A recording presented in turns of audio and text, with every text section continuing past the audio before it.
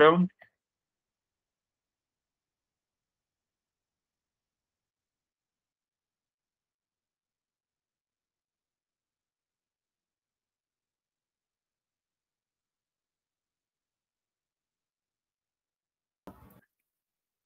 Perfeito, quando quiseres. Ok. Bom, pessoal, bom dia a todos e a todas. Eu sou Hamilton Malfucci, sou aluno do EGC em doutorado, e caminhei até aqui com o professor Neri, e o professor Neri agora encerrou mais um ciclo no EGC e passei a orientação do professor Roberto Pacheco. Então, hoje eu vim apresentar para vocês o projeto que vai ser analisado para qualificação, cujo título é Assistentes Virtuais com Inteligência Artificial Generativa para Apoio à Decisão Clínica em Pediatria, uma abordagem de gestão do conhecimento aplicada ao SUS. Então, onde é que saiu isso aí? Por que o Hamilton foi fazer essa pesquisa aí, foi fazer esse trabalho? O trabalho, ele se origina, na verdade, do meu campo de trabalho. Sou pediatra, trabalho no Hospital Universitário, na emergência do Hospital Universitário, desde 2010, no Hospital de Caridade, já trabalhei por outras prefeituras aqui da Grande Florianópolis, e o que a gente viu ao longo dos anos foi o seguinte: a pediatria, ela era ofertada aos usuários, às crianças aí de Florianópolis, nos postos de saúde. Há cerca de 25 anos atrás, existia um pediatra no posto de saúde, em cada posto de saúde, para atender essa população. Por mudanças, né, da gestão política, a pediatria passou a ser ofertada, depois disso, como uma especialidade de apoio à estratégia de saúde da família. Então, ela integrava o NASF, que é o Núcleo de Apoio à Saúde da Família, junto com psiquiatria, ginecologia e obstetrícia. Cada pediatra ficava aí com em torno de 5 postos de saúde que ele rodeava durante a semana, visitava os postos durante a semana e ali atendia. Só que isso acabou acontecendo, foi mais restrito ainda. Hoje, em Florianópolis, o atendimento pediátrico nas unidades da prefeitura, ele é apenas referenciado, apenas nas policlínicas, né, é ofertado. Tem que ser atendido por um médico na unidade básica de saúde e encaminhado para essas policlínicas. Então, restringiu muito. Isso em Florianópolis. Outras cidades da Grande Florianópolis, não, ainda mantém o acesso um pouco mais facilitado, mas foi sendo cada vez mais restrito o acesso da população aos pediatras. Isso não é uma coisa única de Floripa. As outras capitais também, ou cidades de porte médio, até cidades pequenas, por outros motivos, acabam não oferecendo o serviço pediátrico nas unidades básicas de saúde. Na Florianópolis, nas unidades de pronto atendimento, antigamente também tinha pediatras, era obrigatório ser pediatra, ter cursado a residência em pediatria ou ter o título de especialista em pediatria reconhecido pela Sociedade Brasileira para trabalhar nas unidades de pronto atendimento, só que também caiu por terra. Hoje as unidades de pronto atendimento são terceirizadas e não se exige mais que pediatras atendam as crianças. Eles são atendidos por médicos generalistas e, às vezes, alguns residentes de pediatria, né, médicos em formação aí, que também vão fazer um extra nas UPAs. Então, se restringiu muito.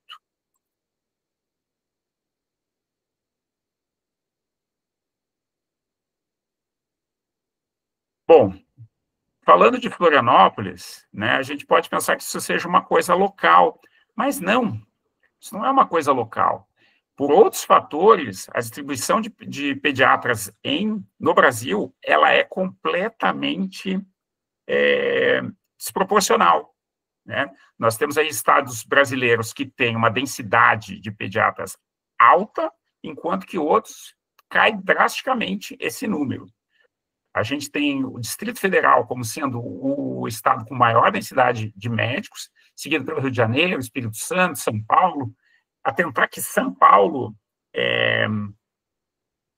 tem cerca de 15 mil pediatras no estado de São Paulo. Então, é muita gente. né? Mas a população também é grande. Indo em direção ao norte, o que a gente vê?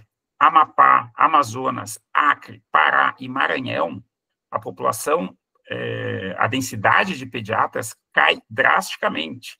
Enquanto no país nós temos aí em torno de 50 pediatras para 100 mil, quando a gente chega lá no Maranhão, são em torno de 28. Então, é praticamente a metade do que é oferecido nos outros estados, na média nacional, né? Aqui os 4 primeiros são Distrito Federal, Rio de Janeiro, Espírito Santo e São Paulo, e são seguidos de perto ali por Rio Grande do Sul, Santa Catarina e Minas. Então, Sul e Sudeste realmente têm números muito altos, né, uma densidade alta de pediatras, comparado com outras regiões. Mas isso não garante que, mesmo nesses locais onde há uma densidade de pediatras alta, essa distribuição seja homogênea. Ela não é uma distribuição homogênea. O Sindicato Médico do Rio Grande do Sul lançou um alerta que, em maio deste ano, que das 497 cidades do Rio Grande do Sul, 132 não têm pediatra. E um número considerável também tem apenas um pediatra. Então, vai sair de férias, já complica. E isso, assim, a gente considera que são estados que, teoricamente, têm um número bom, que daria conta da população pediátrica.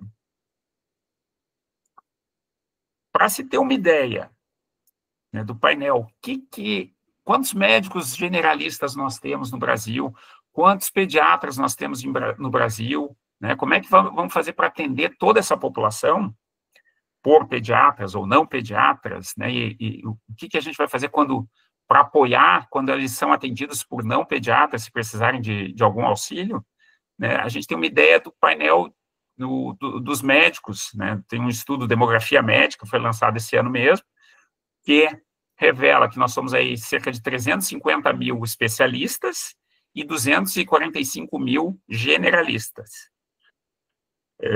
Uma atenção que a gente faz ali é com relação à presença feminina na pediatria. Em torno de 75%, 76,8% são mulheres. E o estado de São Paulo lidera com a concentração e o Sul e Sudeste também. Então, assim, já temos menos especialistas e eles estão distribuídos de uma maneira desigual, acaba gerando um problema nas cidades grandes, nas cidades médias, pequenas, e ao longo do tempo, o que a gente viu em Florianópolis, né? Hoje, os 2 únicos locais em Florianópolis que ofertam atendimento à população que seja realizado por pediatras são o Hospital Infantil e o Hospital Universitário. Então, nós temos aí uma população sendo atendidos nas unidades básicas de saúde, nas unidades de pronto atendimento, por generalistas. Então, esses generalistas, eles buscam o nosso apoio, eles referenciam para o HU, referenciam para o infantil, e não só isso, muitos são ex-alunos nossos, eu não sou professor, mas os alunos passam em estágios práticos com os médicos do HU, então eles nos ligam e pedem ajuda, olha, estou com uma criança assim, eu preciso de ajuda, o que tu sugere? Eles ligam para discutir os casos, né? Seria uma ajuda, um auxílio na condução dos casos clínicos. E, às vezes, precisam referenciar também. Aliado a isso, a gente vê uma população que, muitas vezes, quer ser avaliada por pediatra. Ela chega no posto de saúde, chega na unidade básica de saúde, não tem pediatra, é médico generalista, como eles falam, clínico geral, mas são médicos generalistas, eles acabam indo para as emergências, né, com demandas de baixa complexidade que poderiam ser resolvidas nesses locais. Mas eles acabam indo, às vezes até falam, olha, vim para pedir uma segunda opinião, porque não é a pediatra que atendeu. Então, esses problemas essas situações acabam inchando aí a demanda das emergências, tanto do HU quanto do infantil. Bom, a gente tem esse problema, né? E aí entra a parte da inteligência artificial. O que acontece? Em novembro de 2022, surgiu essa bomba aí, o ChatGPT. E o ChatGPT, ele consegue, é um modelo de inteligência artificial generativa, que ele consegue criar conteúdo, seja texto, música, imagem, figura. Essa figura foi criada com o ChatGPT mesmo. E traz, às vezes, em uma linguagem mais acessível à população, informações médicas que, às vezes, estão disponíveis na rede, mas numa linguagem de difícil compreensão por uma população não médica, não da saúde, não de trabalhadores da saúde. Então, ele acaba tendo acesso a muita fonte de informação e consegue traduzir isso para a população. Então, hoje, eu digo que o Dr. Google, que era, antigamente as pessoas botavam ali as informações e queriam tentar descobrir o que os pacientes tinham, hoje ele vem sendo substituído aí num ritmo galopante pelo Dr. ChatGPT e as outras inteligências artificiais, né? Gemini, Claude, Copilot, todas essas aí também entram na esteira do ChatGPT.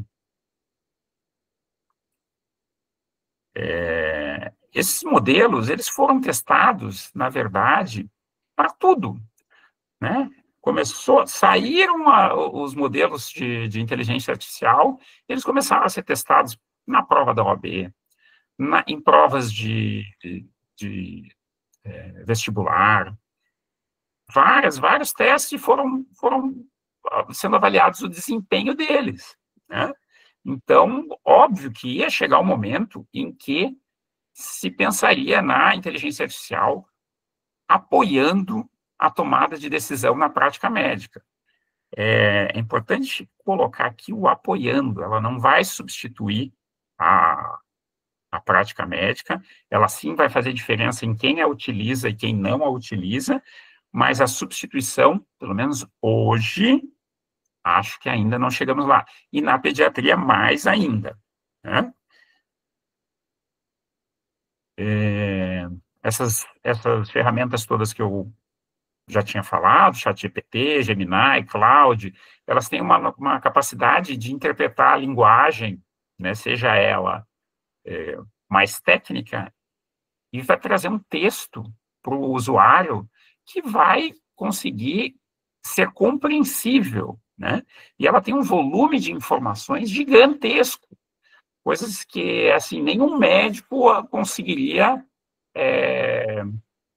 acessar em pouco tempo de uma consulta. Ele acessa muito mais informação, um volume muito maior. Mas, assim, não podemos esquecer do ChatGPT, um dos poucos que ele coloca ali, quando se vai para a barra de pesquisa, que o ChatGPT pode cometer erros. Por isso, lembre-se de conferir informações relevantes. Então, assim, tudo vai depender de como se pergunta ao ChatGPT e às outras inteligências artificiais. Se eu colocar uma pergunta mal formulada, ele vai me trazer uma resposta que também não vai ser satisfatória, né? E tem outros fatores que também interferem na questão da resposta das inteligências artificiais.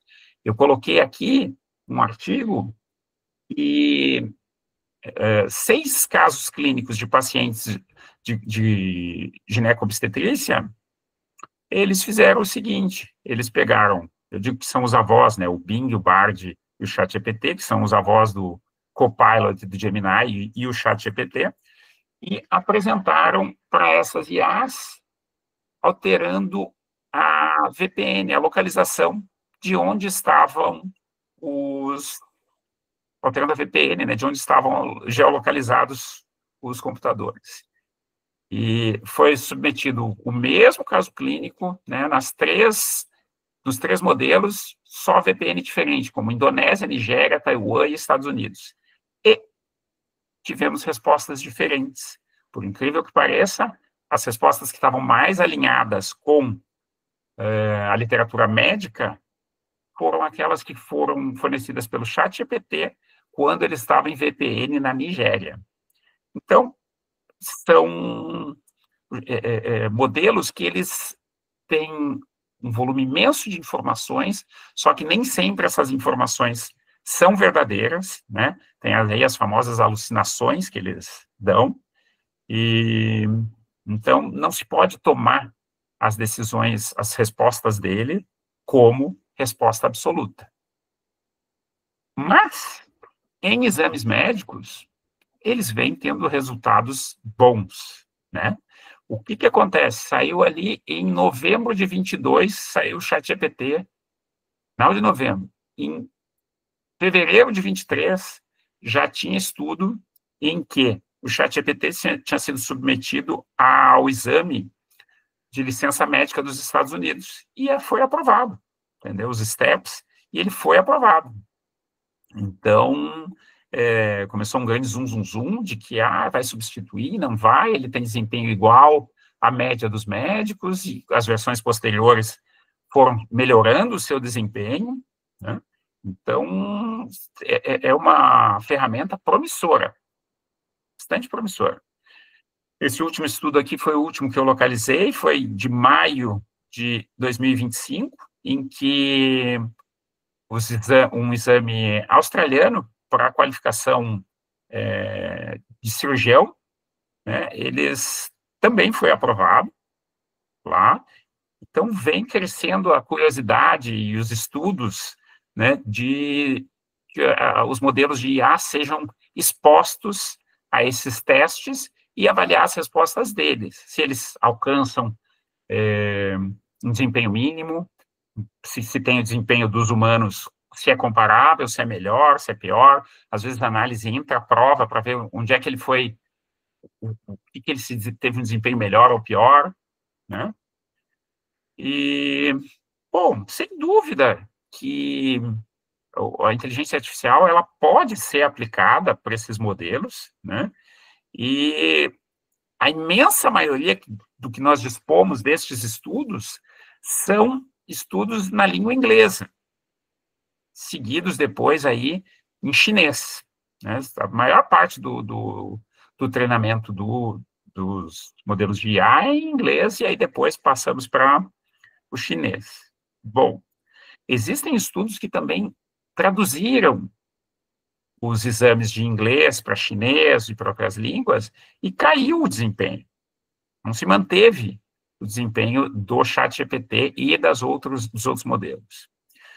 Então, o que acontece, né? Nós somos aí um país com 210 milhões de habitantes.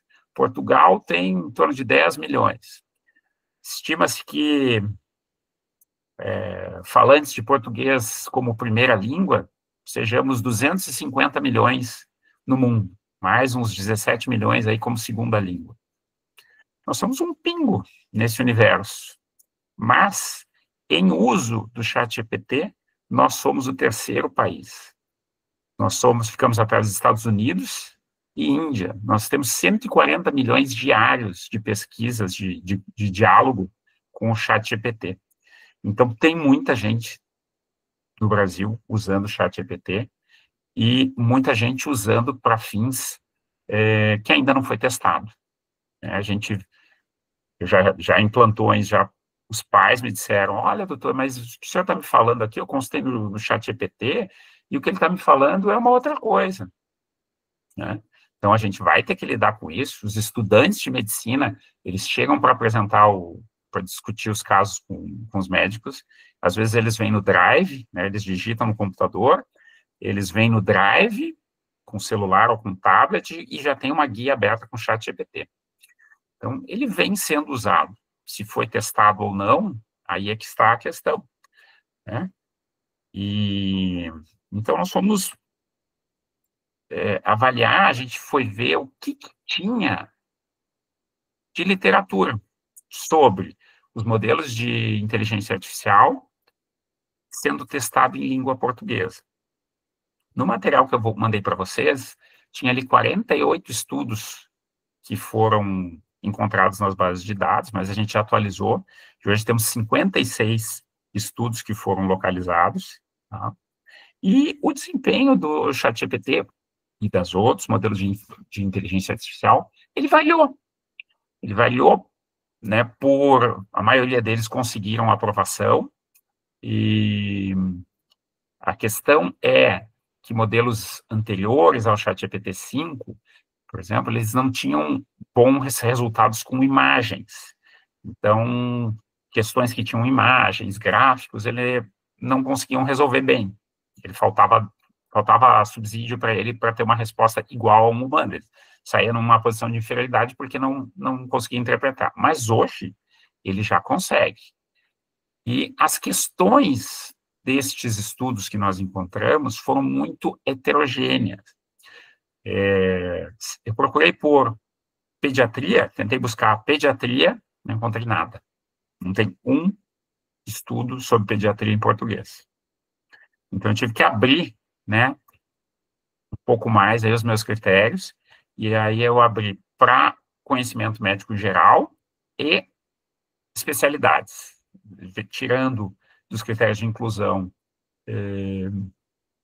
áreas que a gente chama áreas de atuação, e subespecialidades, isso não, porque ficaria muito específico, muito longe do que a gente está estudando. Também, as questões são diferentes entre essas provas.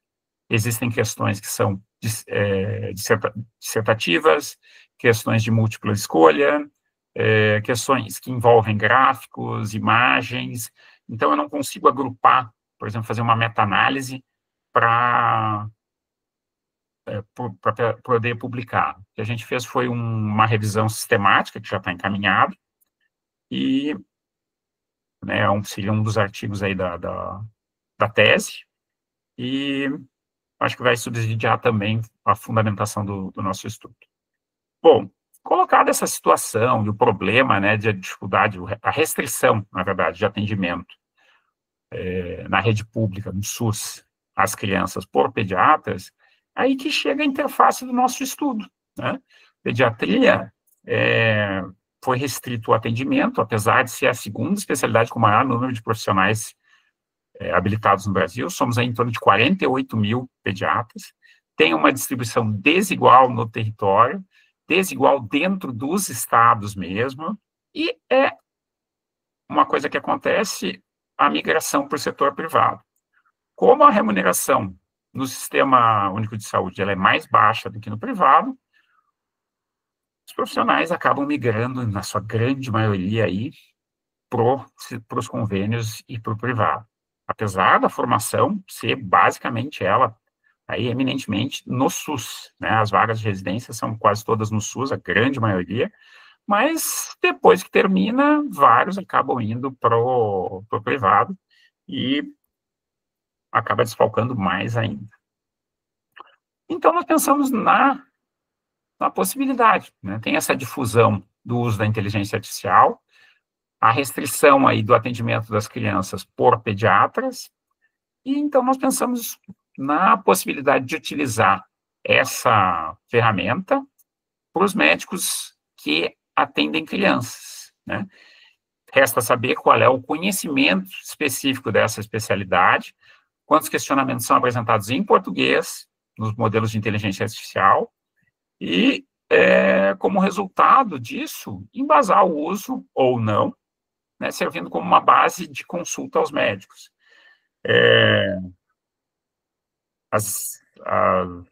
O conhecimento médico ele se baseia em graus de evidência, né? Nível mais alto, que é o A, são estudos clínicos duplo cego randomizados, caros, difíceis de fazer, e aí a gente vai indo, e o nível mais baixo de evidência que é aceito é a opinião do especialista. Então, será que esses sistemas aí são especialistas ou não? Têm um desempenho semelhante ao dos especialistas ou não? Então, a nossa hipótese é de que eles podem atuar como instrumentos de apoio, né, veja bem, apoio ao processo decisório, suprindo parcialmente o acesso aos especialistas pediatras. O nosso problema de pesquisa. Qual é o desempenho dos assistentes virtuais baseados na inteligência artificial na resolução de questões teóricas de pediatria, quando testados no formato do TEP, e em que medida este desempenho se aproxima ao padrão mínimo exigido para aprovação, de forma a subsidiar sua potencial utilização como ferramenta de apoio à decisão clínica no SUS. Bom, aqui já tem algumas informações que eu preciso passar para vocês. O que é o TEP? TEP é o Título de Especialista em Pediatria. É uma prova que é realizada anualmente, em conjunto pela Associação Médica Brasileira e pela Sociedade Brasileira de Pediatria. Esse exame, ele tem uma estrutura de 50 questões teóricas e depois tem questões teórico-práticas descritivas. Né? Ele é realizado anualmente. Até o ano de 2019, ele era realizado presencialmente. 2019, o que aconteceu? Veio a pandemia e ele hoje é realizado online. Tá? Nosso objetivo geral vai ser mensurar o desempenho dos modelos de inteligência artificial generativa, disponível ao público hoje. Aqui eu coloquei as versões do GPT-4, GPT-5, Gemini ou Gemini Free e o Advanced. Na verdade, eu vou usar o que for o Free e o pago de cada uma das versões, né? Eu coloquei aqui, mas no projeto a minha intenção é deixar sem o nome, colocar as últimas versões. Por quê? Porque as versões vêm sendo atualizadas. Se de repente, daqui a um mês sair uma nova versão, só para entender a versão paga e a versão Free dos dois. Na resolução das 50 questões teóricas do TEP, elas são 50 questões por ano, né? E verificando se o desempenho deles vai ser o mínimo exigido para aprovação, tá? Quando a gente fala, né, nessas questões, o que acontece? Hoje, a Sociedade Brasileira de Pediatria, ela disponibiliza as provas, desde que foram iniciadas, ela disponibiliza as provas para consulta, com gabarito, inclusive. Só que as provas, elas são disponibilizadas até o ano de 2019. De 2019 em diante, eles não disponibilizaram mais as provas, nem os gabaritos. Tá? Então, no nosso projeto, a gente vai avaliar as questões de 2015 a 2019, que são disponibilizadas no site da Sociedade Brasileira de Pediatria.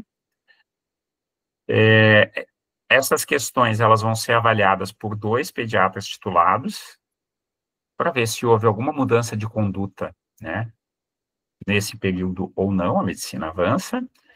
Em caso de que tenha ocorrido, a gente vai alterar o gabarito em consenso, né, para submeter aos modelos de inteligência artificial. Esse seria a parte quali, né? A gente submeteu os modelos às provas, ver o desempenho, a acurácia, e nós vamos fazer também o seguinte: a nossa ideia é que solicitar aí aos modelos que eles justifiquem a sua resposta. Assim como uma pessoa tem chance de acertar o acaso, se eu pedir só a resposta, a gente quer que ele justifique e embase a resposta dele. Então, para ver se a escolha foi feita de acordo com uma justificativa correta ou não. Também vai ser avaliadas as respostas por 2 pediatras também. Além disso, seria a parte quali, né? A gente pensa em desenvolver um protótipo, né, um GPT personalizado, para que seja oferecido aí para os pediatras avaliarem o uso, né, ver como é que é o desempenho, se a interface é fácil, é amigável, né, se eles conseguem usar bem, e qual a utilidade, se tem utilidade ou não. Aqui a gente identificou, né, essa lacuna do conhecimento, quando foi fazer a revisão da literatura. Pediatria, em português, modelos de inteligência artificial, fazendo essa conexão das 3 áreas, não tem nenhum estudo. Então, a gente precisa saber, já está sendo usado, mas a gente precisa saber qual o desempenho, se justifica, não se justifica, tem cautela, né? E até, quem sabe, assim, ter um ranking, né? ó, a versão free foi igual, não foi igual, e os diferentes modelos. Nessa revisão, a gente buscou os dados em 5 bases de dados, PubMed, Medline, Embase, Scopus, Web of Science e Lilacs. O que a gente buscou foram estudos que submetessem os modelos de inteligência artificial a exames formais de conhecimento médico e especialidade. Excluímos aí subespecialidades, áreas de atuação, para não se distanciar muito da nossa área, que é a pediatria. A gente até iniciou com um período de 3 anos, mas isso é irrelevante, porque, na verdade, a maioria dos estudos realmente, depois eu tirei o limite de tempo, porque a maioria dos estudos são realmente aí de 2022 para cá. Tá? O que a gente utilizou nessa revisão foi as diretrizes do PRISMA, para identificação, seleção e análise das fontes. Aqui a gente tem, né, o fluxograma do Prisma. Eu vou precisar atualizar isso aqui, porque, na verdade, isso aqui foi feito em setembro, hoje nós já temos aí um pouco mais de estudos. Eu atualizei porque eu quero encaminhar para a publicação. Nós tivemos aí 56 estudos que foram incluídos inicialmente, 8 duplicados, depois analisados no Ryan, né, por dois pediatras titulados, e nós chegamos ao número de 10 estudos. Tá? Na tabela que vocês receberam, que foi essa aqui, ficou faltando o último estudo, também é um estudo de 2025, e a maioria dos estudos são do Brasil. Nós temos aí 7 estudos do Brasil, a maioria também com as questões do Revalida. Esse último que ficou faltando aqui também são questões do Revalida, enquanto que Portugal aparece com 3 estudos apenas e com a Prova Nacional de Acesso às Residências Médicas lá. Não tivemos nenhum estudo aí colocar a África lusófona, nada, e a maioria dos resultados foram aprovados, né?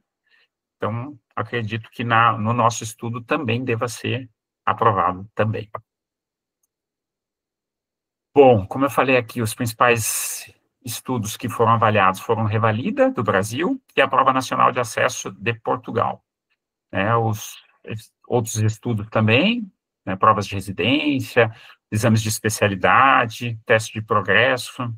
Então, assim, são estudos com formatos, conteúdos, provas muito diferentes, que eu não tenho como fazer uma comparação direta. Né? Então, vai como uma revisão de literatura, provavelmente para publicação, mas eu não consegui fazer uma meta-análise. Os modelos foram vários, né? Teve um estudo que testou 31 modelos, né, entre os de código aberto e código fechado. Mais alto aí nós tivemos o ChatGPT com quase 88% de acerto, e as versões anteriores tiveram desempenho mais baixo, né? Nesses estudos, apesar dos exames serem apresentados todos eles em português, alguns deles apresentaram o prompt em inglês. Então, é uma salada de fruta, né? Nós não temos aí uma homogeneidade nos estudos, e essa lacuna aí vai ter que ser preenchida.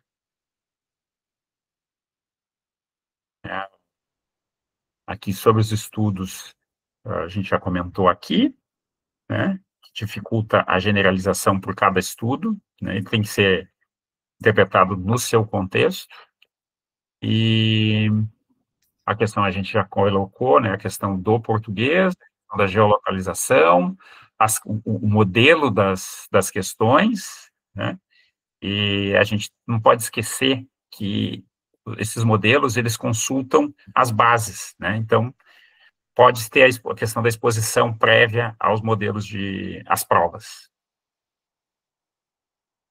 que a gente já até conversou sobre isso. Em resumo, a evidência é promissora, mas depende do contexto, e com todas as variáveis que a gente colocou aí que podem alterar as respostas dos modelos.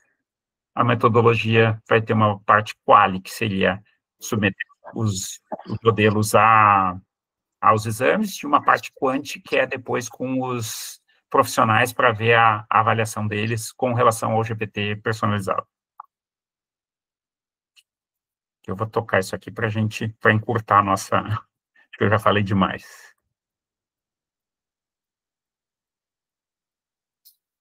Número de entrevistas depois com profissionais para a parte quali será de 12 a 20 pediatras. Vamos submeter ao comitê de ética a parte qualitativa, né, com termo de consentimento livre esclarecido. E depois teremos a análise dos dados na parte quali e quanti. Esperamos que seja aprovado, trazendo aí a possibilidade de uso ou não, e contribuições também com relação à gestão do conhecimento, que esses modelos, eles são modelos fechados, tentando personalizar e fazer com que eles busquem a informação em fontes confiáveis, tentar diminuir, né, o acesso a dados não confiáveis, e porque a internet tem de tudo, e que consiga ser uma fonte mais confiável para uso pelos profissionais. Seria isso, pessoal.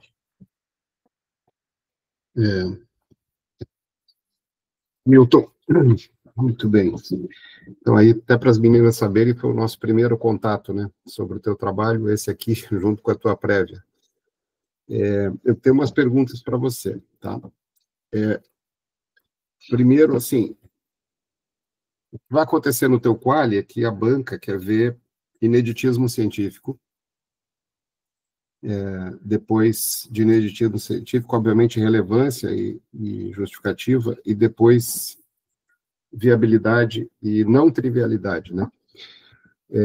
Eu tive dificuldade de compreender a tua proposta, tá?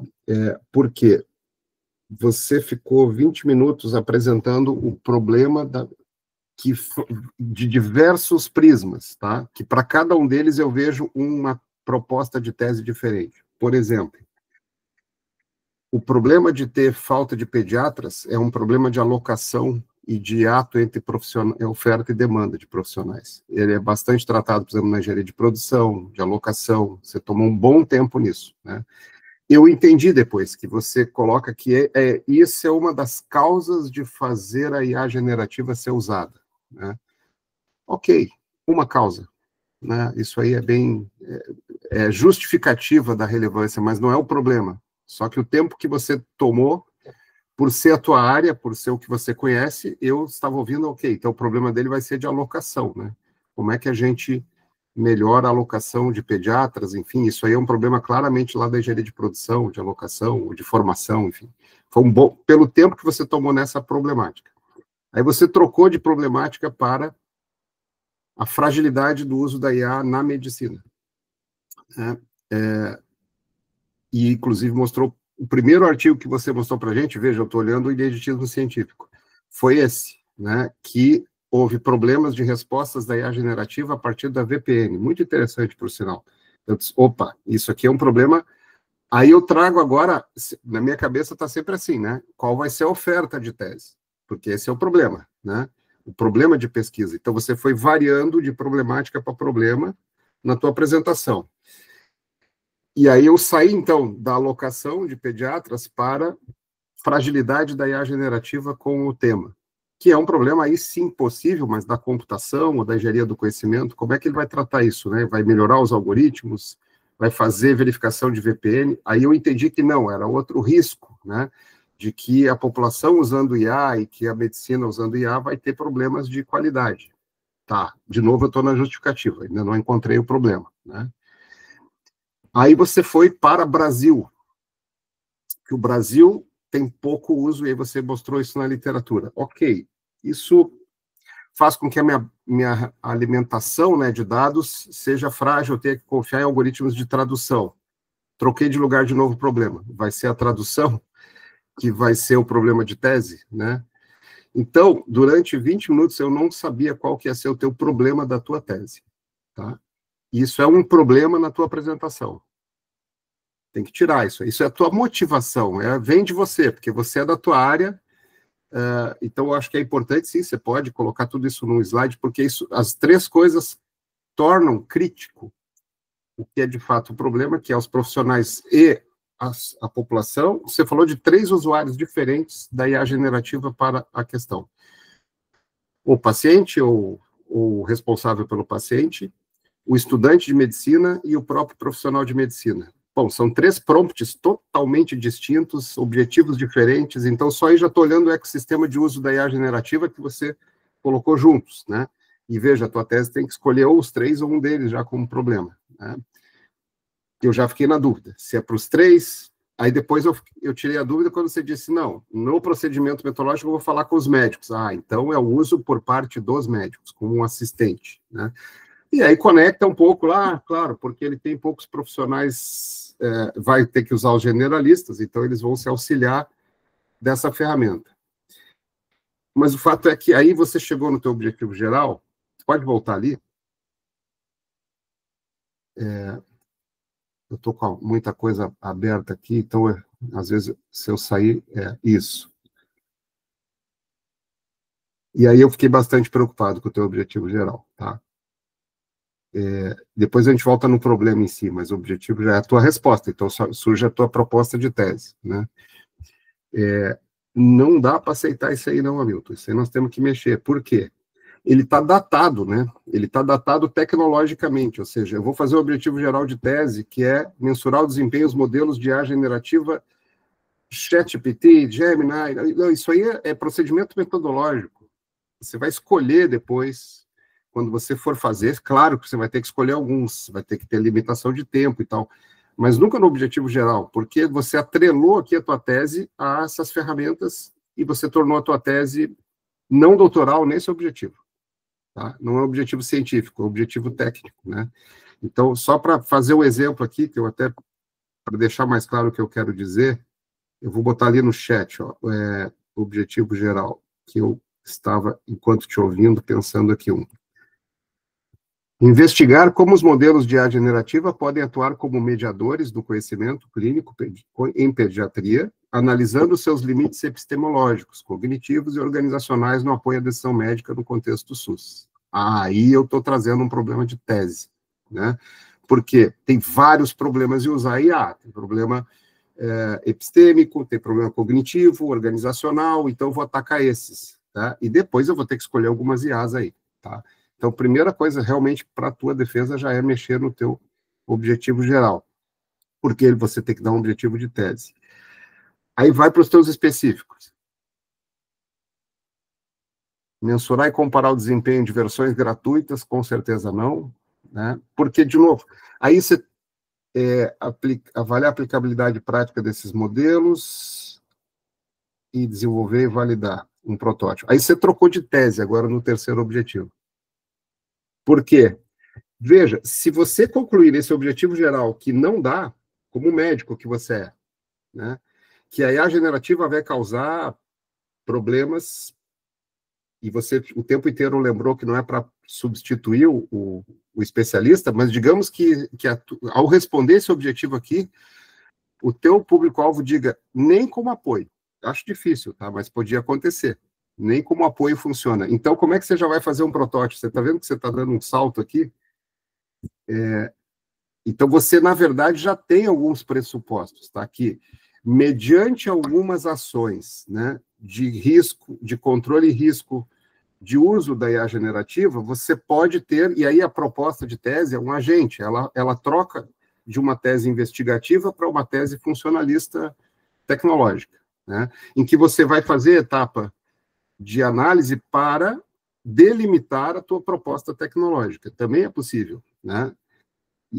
Só que aí a tua tese vai mais para a engenharia do conhecimento e a proposta não seria fazer um protótipo de assistente baseado em IAG, mas na minha visão, já seria fazer um agente, né, que é a tecnologia hoje prevista para isso, que você delimita tudo, né, arquitetura de dados, delimitação de algoritmos, você dá todas as seguranças para os algoritmos LMS de que você não acontece aquele negócio que aconteceu com a VPN, né, que ele salta de comportamento distinto para cada um. Então, o teu projeto tecnológico, como um sistema de conhecimento, já assegura o funcionamento dele dentro dos parâmetros previstos. Mas não me parece ser, até pela tua formação, a proposta de tese, né, que é ir para cima da tese tecnológica, de proposição de um agente. Isso eu acho que é muito mais uma repercussão, um possível impacto da tua tese, que é mostrar que sim, é possível, né? Mediante uma série de diretrizes, cuidados que vêm da medicina, você pode e deve, provavelmente, usar a IA generativa sob que condições? E aí eu vou usar a tese do Hamilton para construir um agente desse. Que cuidados eu tenho que ter, né? Só que, para isso, de novo, você vai ter que buscar escolhas científicas para isso, tá? Então, eu brincando aqui enquanto te ouvia, vi aqui assim, ó, eu também vou botar no chat ali, tá? Só aqui, agora, o doutorando vai ter que fazer escolhas, mas eu queria que ficasse claro para ti que esse é o... Hoje eu vi você apresentando um projeto de aplicabilidade tecnológica. Você precisa trazer isso para uma proposta de tese, tá? E acho que é viável, mas você vai ter que estar ciente disso, porque o que você propôs é mais um... Poderíamos recolher a tua proposta e, por exemplo, fazer um pedido de fomento ao CNPq para fazer esse estudo investigativo até esse protótipo. Mas a tese, ela tem que ir para além, né? Ela tem que fazer um avanço no conhecimento científico. Então, eu estou te sugerindo aqui algumas reflexões sobre isso. Então, por exemplo, quando é que eu faço o avanço científico com aquele primeiro objetivo geral? O objetivo geral já traz, né? Porque não é simples você identificar, a partir de especialistas de domínio, o que eles vão dizer contrário à IA, do ponto de vista epistêmico, cognitivo e uso organizacional. Quem deve usar, sob que condições, né? Isso aí também é importante. Agora, a escolha metodológica é assim, como é que eu vou criar as formulações de perguntas para depois trazer isso para diretrizes?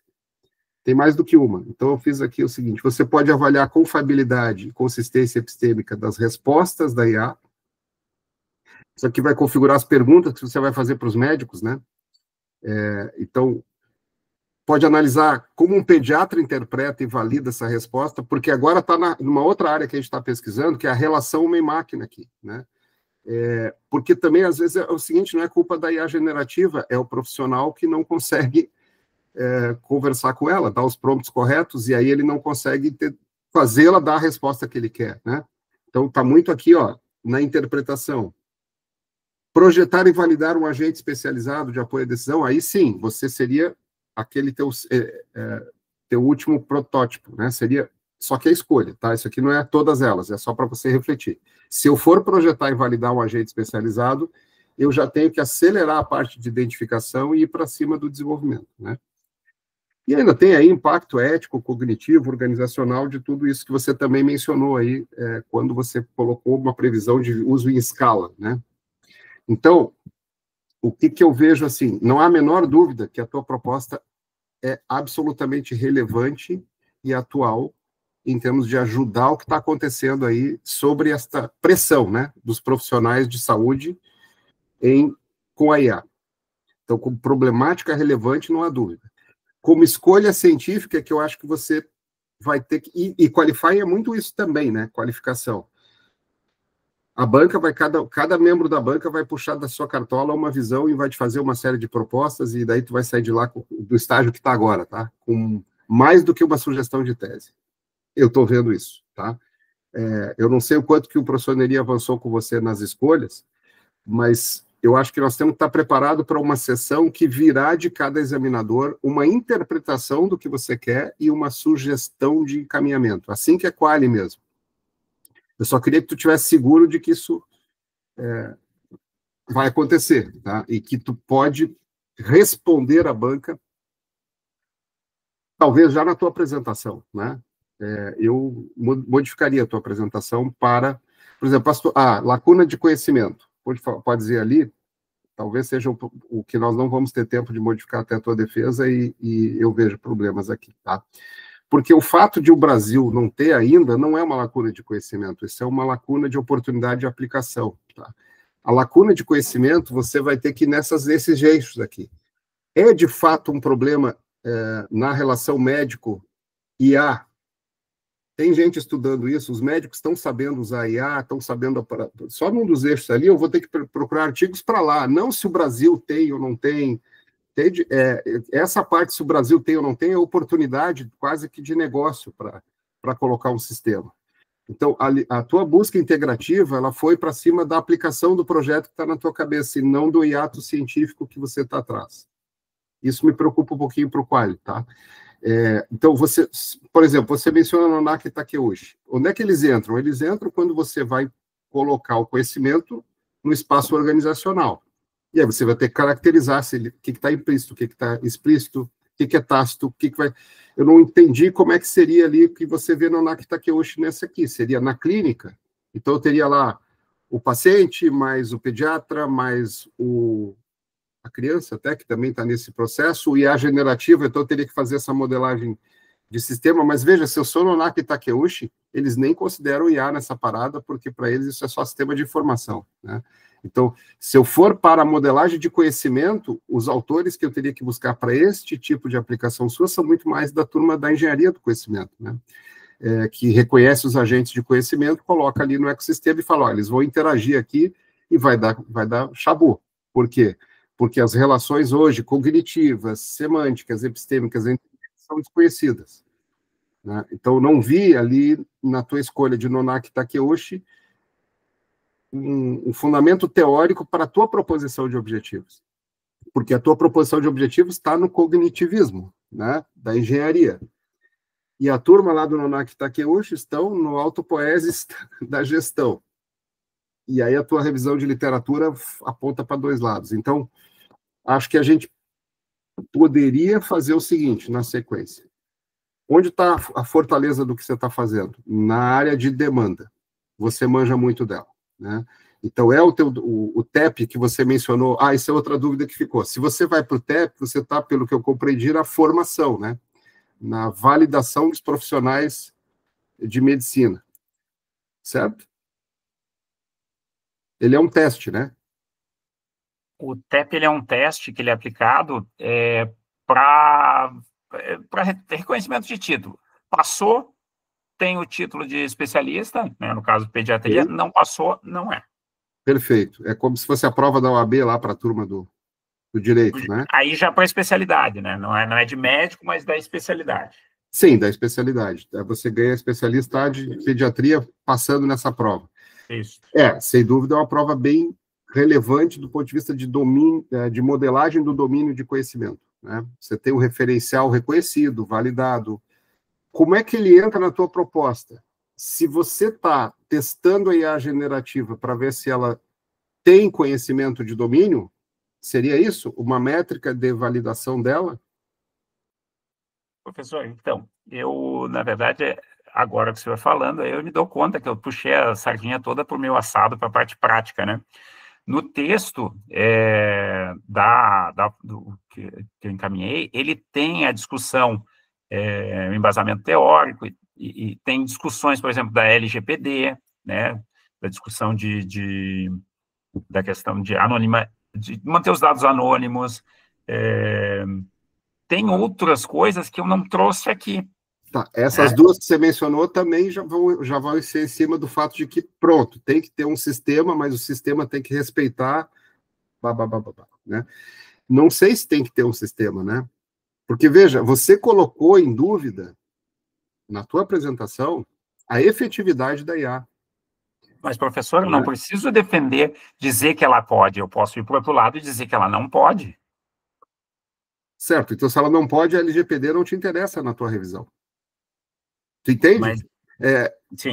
Porque ela só vai acontecer se o sistema for... Então, assim, essa é a questão central. Qual é a tua tese, né? Você tem uma tese a defender, seria essa. A minha tese a defender é que não se deve, ou se for usar, deve-se os profissionais, o ecossistema de uso tem que ter essas diretrizes de uso, porque como médico e como especialista de domínio e preocupado com ética, com uso, eu consigo delimitar onde ela deve e como ela deve ser usada. Muito bem. Aí, neste caso, eu te entendo que vai aparecer, sim, LGPD na questão ética, né? Vai aparecer, sim.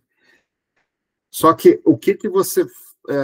eu acho que está por aqui o caminho porque eu não quero, de forma nenhuma, te retirar da tua zona de referência, que é a tua especialidade.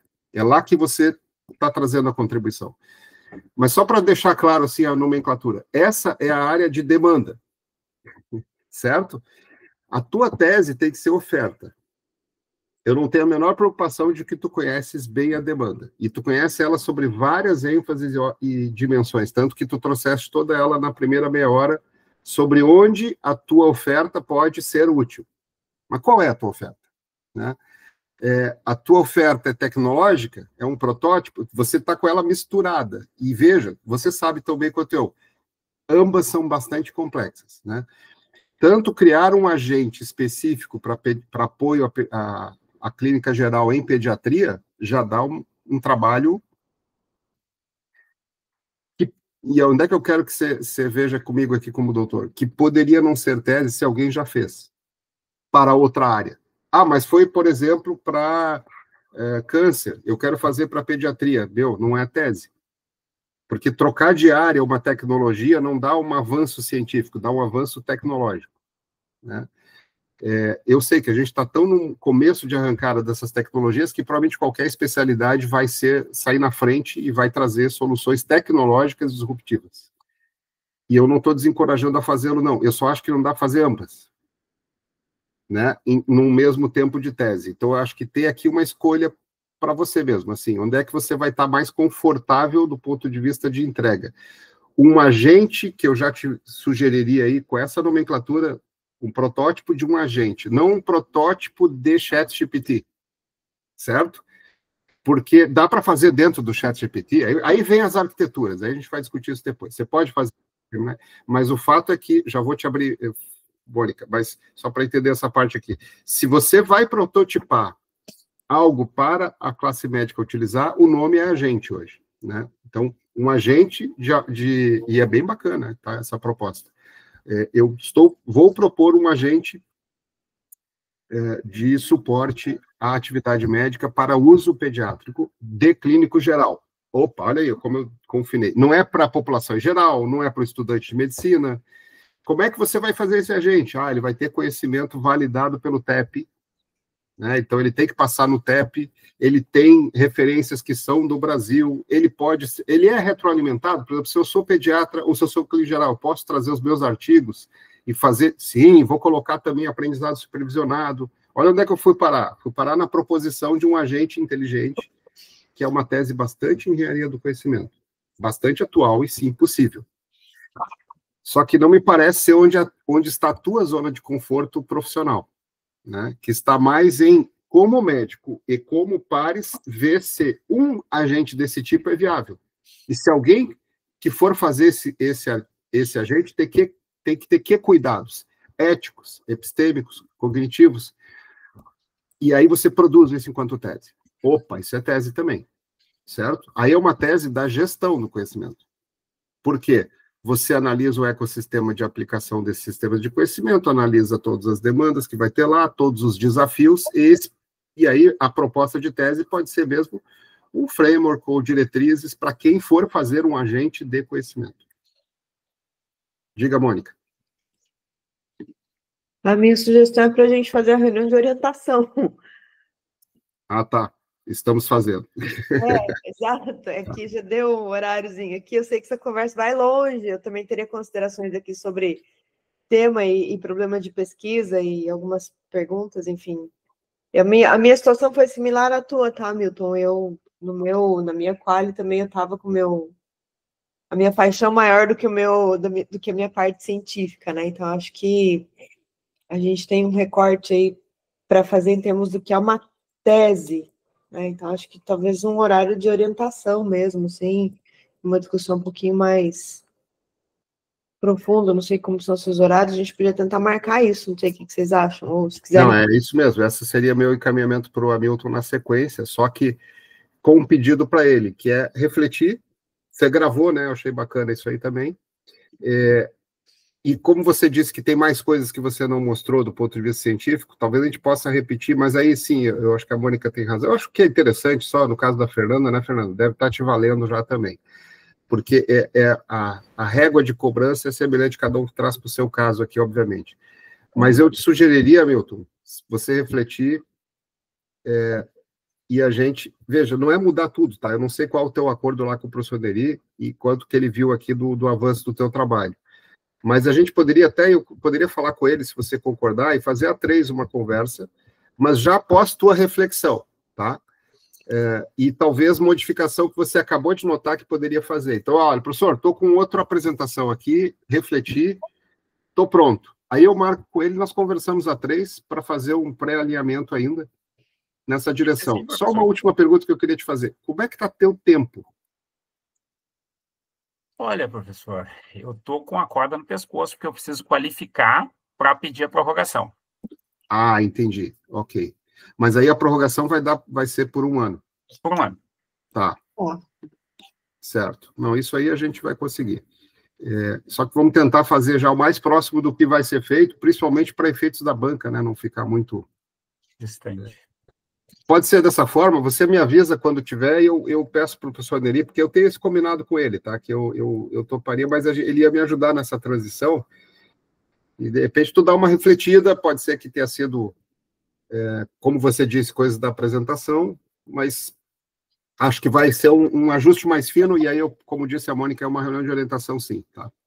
Perfeito, professor. Então, agradeço aí pelo feedback, e quando a gente, né, planeja aqui a apresentação, agora o senhor falando, eu me dou conta que, óbvio que eu vou puxar para o meu lado e tem que distribuir tudo. Não, tá certo, vai legal. E realmente, essa é a parte, assim, da viabilidade. A gente sabe que quando você está seguro da demanda, isso ajuda muito. Mas a apresentação lá para a banca vai ser um problema de pesquisa, a justificativa dele cientificamente. Eu acho que está tudo factível, só que tu vai ter que fazer algumas escolhas e também trazer para frente algumas coisas que já estão no teu texto aqui. Dá uma pensada e aí me diz, estou pronto. E aí eu falo com o professor Neri e a gente marca, como disse a Mônica, aí na agenda. Pode ser? Pode ser, sim. Combinado. Tudo bem, Fernanda, Mônica? Não sei se... Tudo bem, eu deixei o meu entendimento do objetivo dele ali no chat. Ah, tá ali, é verdade. Investimento, desempenho e o potencial do uso de modelos públicos DA na resolução de questões teóricas. Isso que eu entendi, né? Mas eu queria só perguntar para o Hamilton, que não consegui identificar no texto, se a população teria acesso também a esse assistente. Então, na verdade, é voltado para profissionais médicos, né? A nossa intenção não é que seja uma possibilidade de acesso à população em geral. Certo. Tá. É porque a introdução, para mim, né, pareceu que teve tanta ênfase na tua motivação e tudo que falasse, muita coisa que falasse não estava no texto. Então, como falasse muito da busca, né, pela população, né, na inteligência e tal, eu fiquei com essa dúvida. Mas é explicado. Tá bom. Eu resumiria aquela tua entrada ali, que é assim, e de pleno acordo, tá?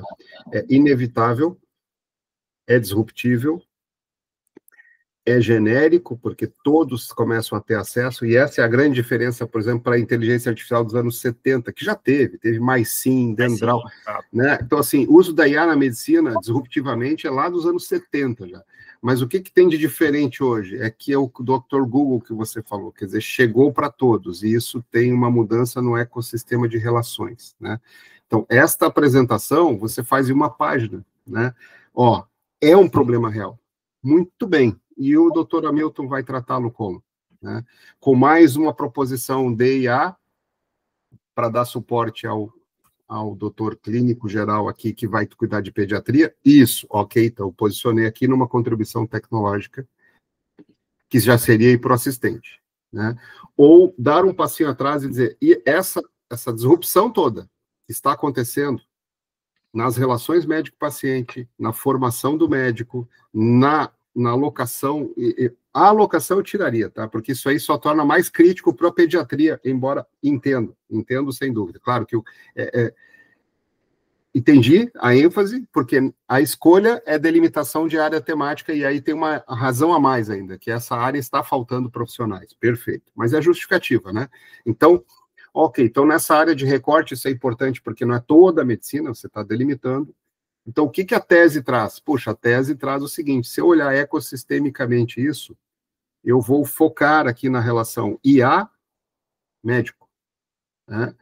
E vou verificar o que quer a classe médica, que se assegure para que esse uso seja ético, compreensível, seguro, etc. Aí eu delimitando isso, eu venho com uma tese, poxa, uma tese super importante, porque se eu for começar a olhar criticamente a IA no uso, quem que está olhando cientificamente isso? O Hamilton já mostrou, o que se quebra de código ético se usar desse jeito?